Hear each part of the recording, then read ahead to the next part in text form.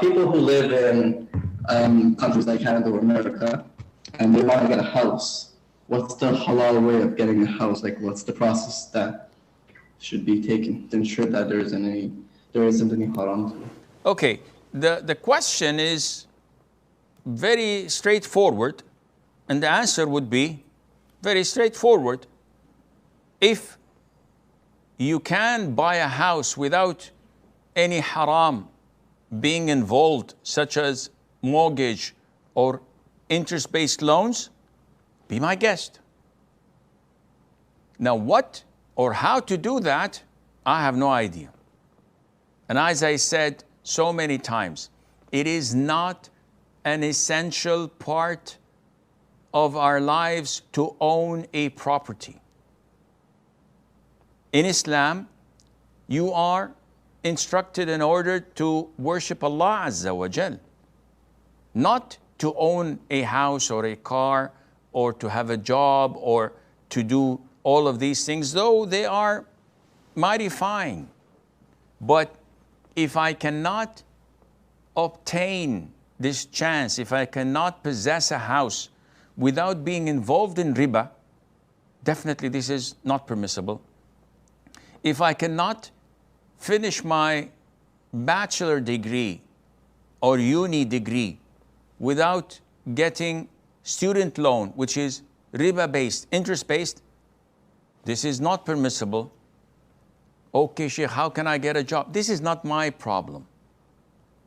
For you to work as a janitor and get peanuts is more honorable than to get a student loan and be a neurosurgeon or a rocket scientist. Why? Because this is what Islam tells you. Islam tells you avoid haram. It doesn't tell you not to go to uni. It doesn't tell you not to buy a house. It tells you simply avoid haram. Full stop. Is there any difficulty in that? Yes. To those who do not process the thought of living in a rented apartment for the rest of their lives, they can't get this down their throat easily. I've said this so many times. I, with the grace of Allah Azza wa Jal, still live in a rented house. And I pay rent for my second family, so I pay rent for 2 families. And I have no problem. I have no property. I don't own a property or I don't own a house. And I'm living a happy life. One says, okay, Sheikh, your beard is gray and you're about to die. True. What will your children do?